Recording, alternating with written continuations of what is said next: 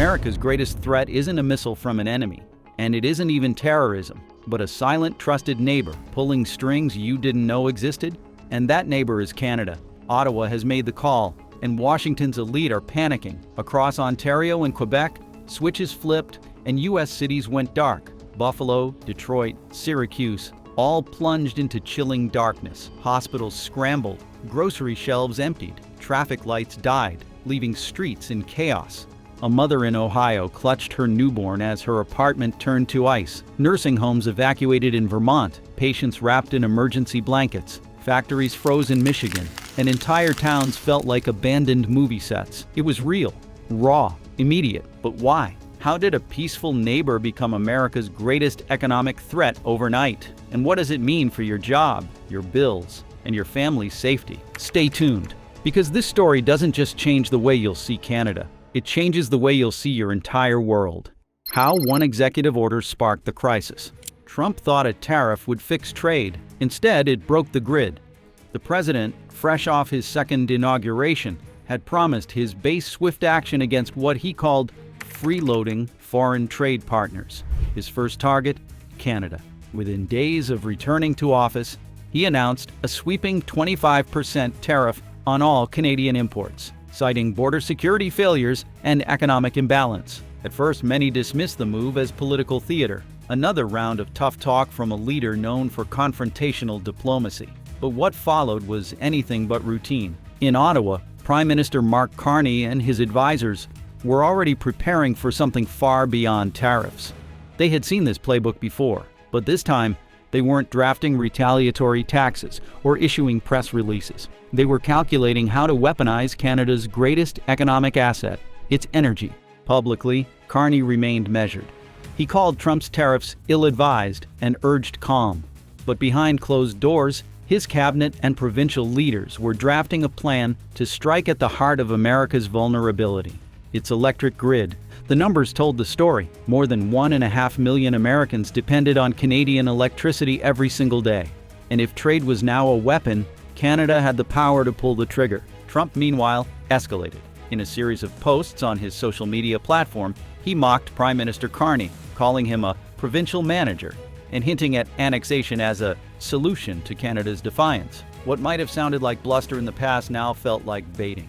But Canada did not respond, not publicly. They stayed quiet and strategic. That silence was the warning shot.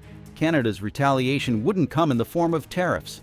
It would come in the form of darkness. The moment Canada flipped the switch, the human cost became immediate. Cities dimmed. Factories fell silent. Entire states plunged into chaos. And as Americans scrambled to survive the blackout, few understood that a far bigger disruption was already rippling through both nations. Because what started as a tariff war was about to become a political revolution. And before we reveal how that blackout became a rallying cry that changed North American politics forever, make sure you're subscribed. You will not want to miss what's coming next, the hidden dependency.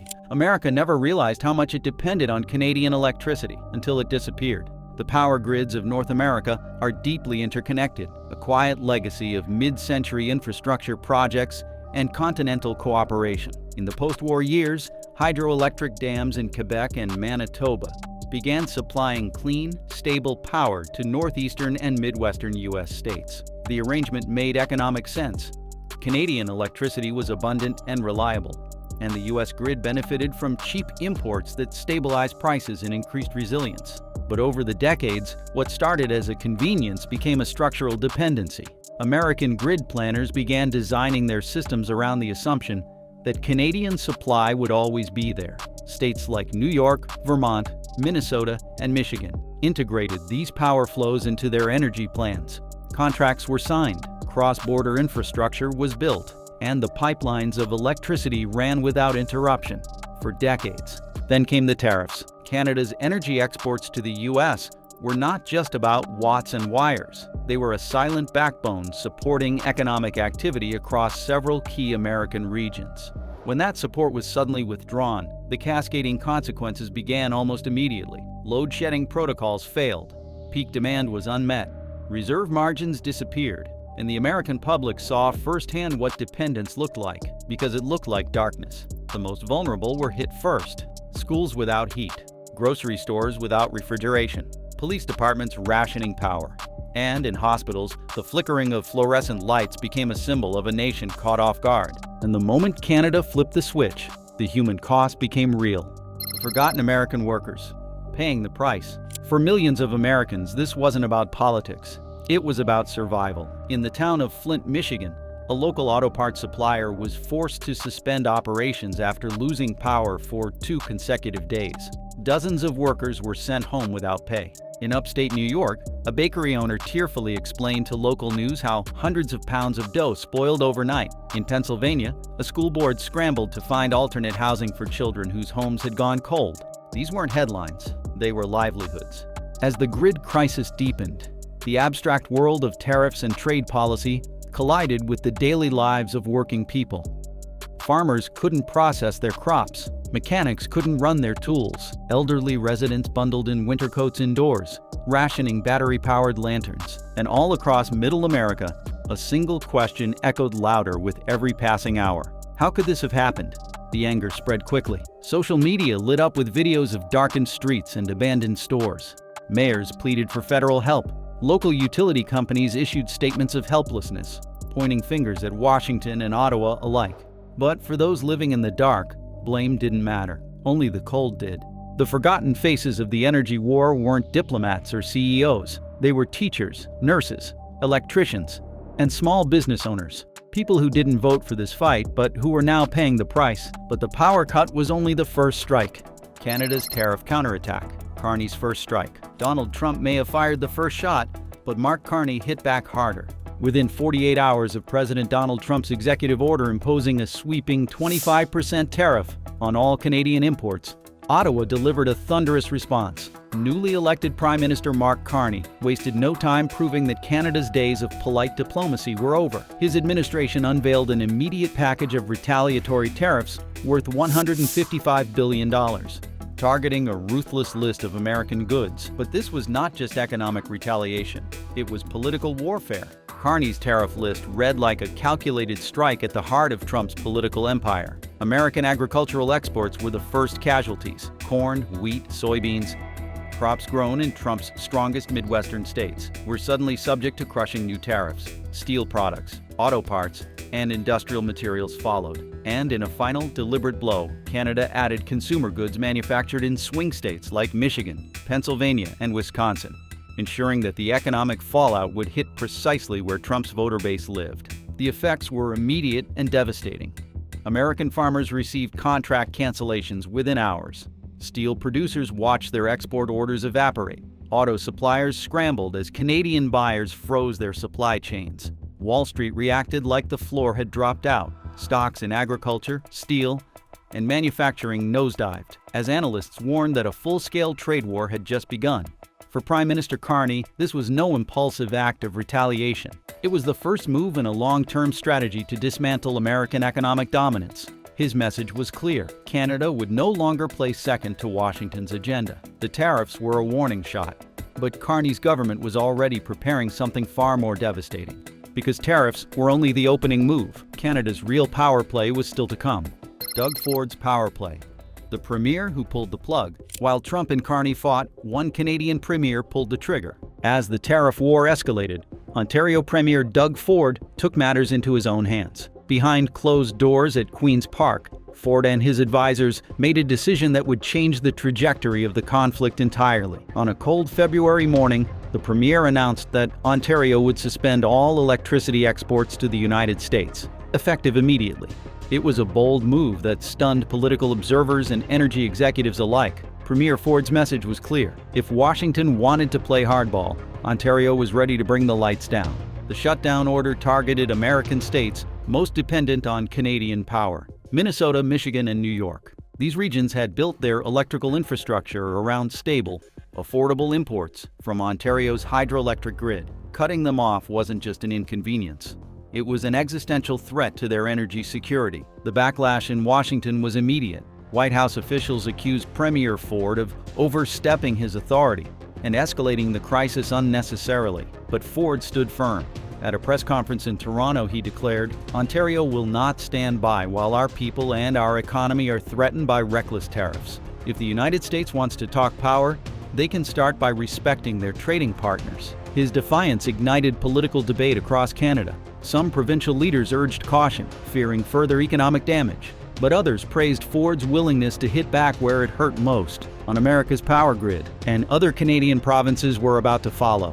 Mexico enters the fray. It wasn't just Canada. Mexico saw the shutdown and made its own move. As the energy war between the United States and Canada deepened, the shockwaves reached Mexico City. President Andrés Manuel López Obrador had remained largely silent during the early days of the trade conflict. But the blackout cascading across the American Midwest changed everything. Mexican officials recognized what few in Washington seemed willing to admit. This wasn't an isolated dispute.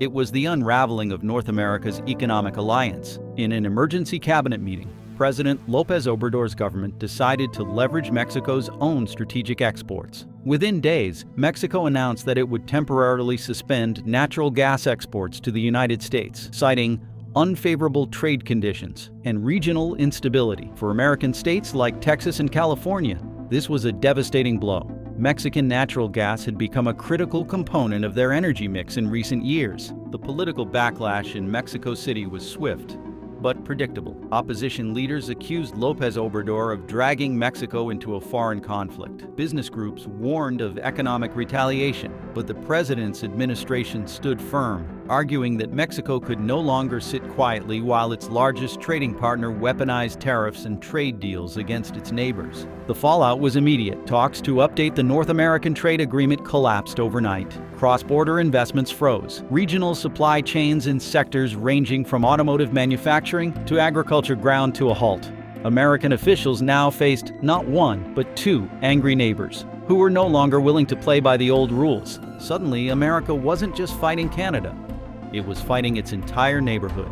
Ottawa's long game. Behind the headlines and emergency declarations, Ottawa had been quietly executing a broader strategy. Canada understands that this trade war wouldn't be resolved quickly, and that retaliatory tariffs and electricity shutdowns were only short-term tools. What mattered was the long game. Canada began fast-tracking new trade deals with Europe and Asia, accelerating negotiations that had been years in the making. The comprehensive economic and trade agreement with the European Union was reinvigorated with fresh energy cooperation clauses. Talks with Japan, South Korea, and India shifted from exploratory discussions to high-level summits. Canada was no longer looking southward. It was turning outward. The message from Ottawa was unambiguous. Canada would no longer allow its economy to be vulnerable to the whims of American politics. Permanent plans were drafted to redirect oil, natural gas, and hydroelectric exports away from the United States. Infrastructure projects aimed at expanding Pacific and Atlantic port capacity were fast-tracked. Provincial leaders from Quebec and British Columbia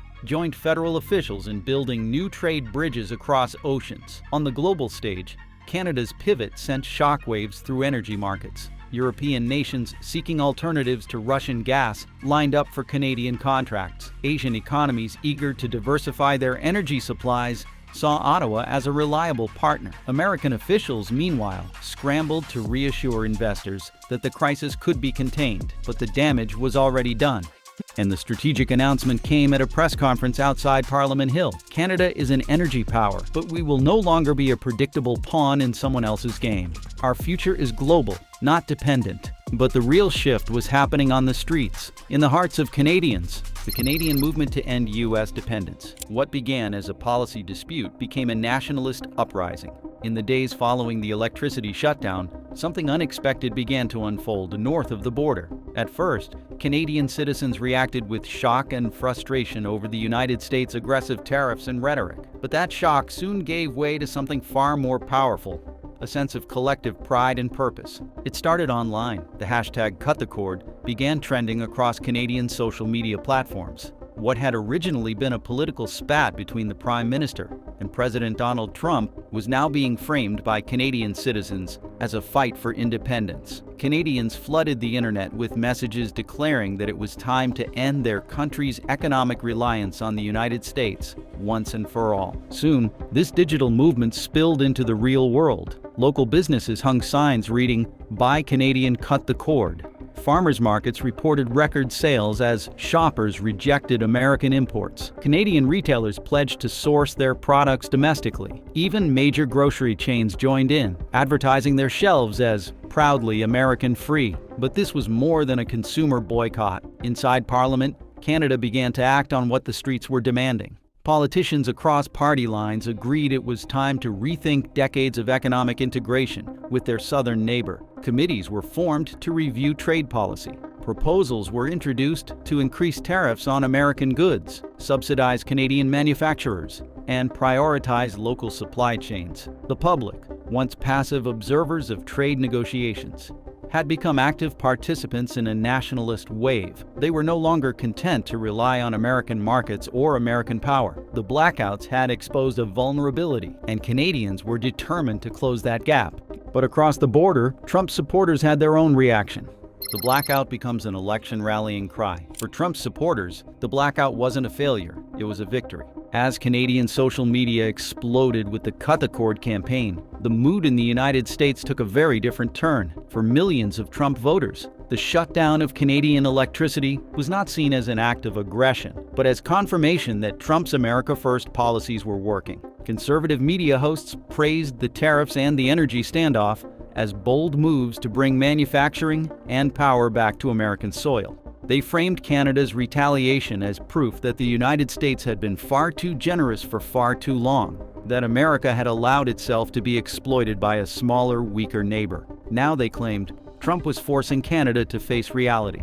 Trump leaned into this narrative. He declared that the blackout was a necessary sacrifice and that the discomfort of a few days without power was a small price to pay for long-term American independence. Supporters cheered as he promised to break foreign control over American energy, manufacturing, and trade. The president's rhetoric resonated far beyond his base. Anti-globalist sentiment surged. In working-class towns hit hard by previous trade deals, the narrative took hold that Trump was finally fighting for them, even if it meant short-term pain. National polls showed a sharp rise in approval among his core voters. But that same approval came at a cost.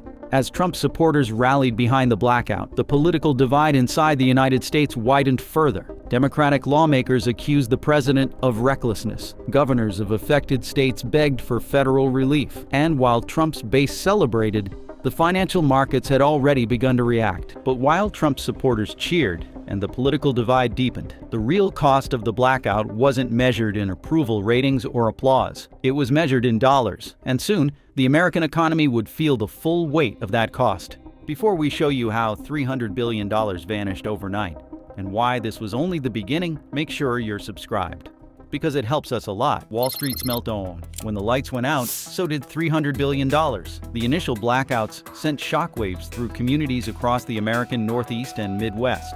But it wasn't until the following week that the true scale of the damage became clear, not in the streets but on Wall Street. The stock markets opened with a bloodbath. Shares of utility companies plummeted as investors scrambled to assess the long-term impact of Canada's power shutdown. Manufacturing stocks followed, dragged down by reports of stalled factories and halted production lines in Michigan, Ohio, and New York.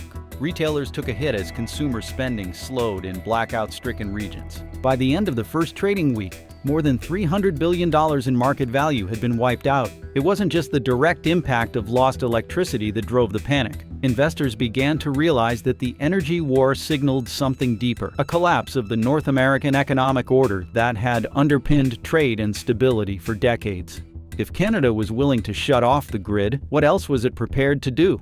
And if Trump was willing to provoke a neighbor into an energy war, what other global relationships were at risk? Money fled the American markets. Hedge funds shifted their holdings toward Europe and Asia. Energy analysts warned that without Canadian electricity, U.S. utility companies would face higher costs and years of infrastructure rebuilding. Even the technology sector, seemingly removed from the trade war, began to feel the ripple effects as supply chains tightened. But while investors panicked, another group began to organize.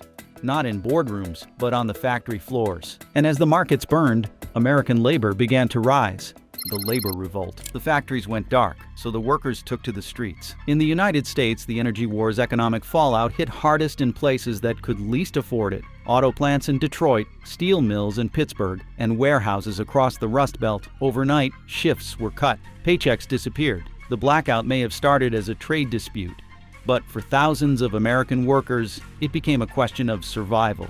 Union leaders wasted no time. Protests erupted outside shuttered factories. Striking workers demanded not only the restoration of power, but an end to what they called reckless trade wars that had destroyed their livelihoods. Labor unions that had once supported Trump's economic policies began turning against him, accusing the administration of playing politics with people's paychecks. But the revolt wasn't confined to American soil. In Canada, factory workers also took to the streets, not to oppose their government, but to demand an end to dependence on U.S. markets. Union leaders in Ontario and Quebec called for permanent trade restructuring.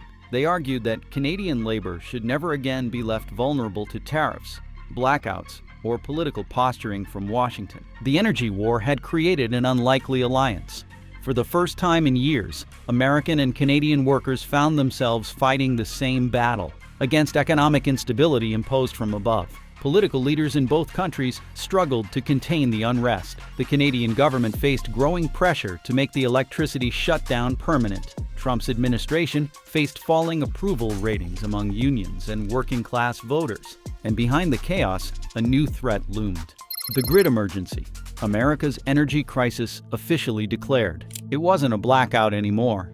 It was an emergency. What began as isolated blackouts across the Rust Belt spiraled into a national energy catastrophe that no American leader could ignore. On a brisk February morning, the North American Electric Reliability Corporation issued a formal emergency declaration, the highest level of grid distress possible. By then, the rolling blackouts weren't isolated to Michigan or New York. They had swept across 12 states, reaching deep into the American Midwest and Northeast. The grid wasn't failing, it was falling apart. In Washington, D.C., the Department of Homeland Security convened an emergency task force. The Department of Energy announced fuel rationing protocols not used since the 1970s oil crisis. Governors from Minnesota, Ohio, Pennsylvania, and Michigan appeared side by side on live television, their faces strained with urgency. They demanded immediate federal intervention, emergency funding, and military support to restore public order. For millions of Americans, it wasn't political anymore.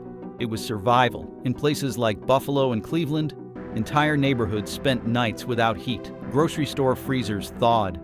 Gasoline stations closed. As fuel shortages spread, hospitals postponed surgeries. Schools were shuttered indefinitely. In Minnesota, one mayor declared a municipal state of emergency when a local nursing home's generator failed, forcing first responders to evacuate 78 elderly residents in the middle of the night. The media, which had initially treated the Canadian electricity shutdown as a trade dispute gone too far, now used new language: energy crisis, national disaster, humanitarian emergency. The American public was no longer asking who was to blame. They were asking how much longer they could survive in the dark. But while Washington struggled to contain the disaster, something even more consequential was already in motion far beyond American borders. Because in Ottawa, Canada was not merely reacting to the blackout crisis, it was quietly planning something permanent. Canada wasn't looking to fix the grid, it was preparing to change the entire energy map. A permanent policy shift. Carney redraws the map. This wasn't retaliation, it was realignment. While American governors scrambled for answers, Prime Minister Mark Carney stood before Parliament and delivered a declaration that shattered North America's energy order.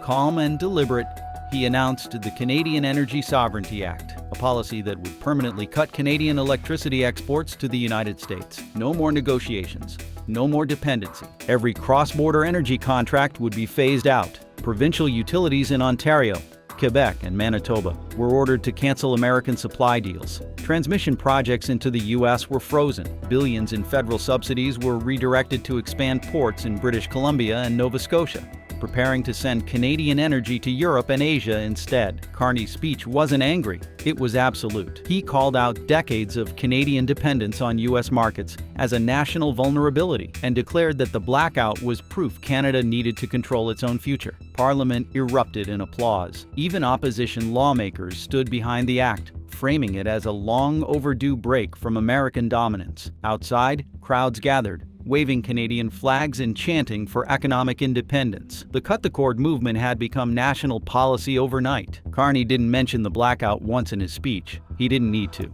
The message was clear. Canada's days of powering American prosperity were over. But as Parliament cheered and provincial leaders declared victory, one question hung in the air like a storm cloud: who would step in to fill the vacuum Canada had just created? Which foreign powers were already moving behind the scenes, ready to reshape the world's energy balance? And more importantly, was this truly the end of North American energy unity, or the beginning of something far more dangerous? What's your thoughts on this? Let's know in the comments, and thanks for tuning in.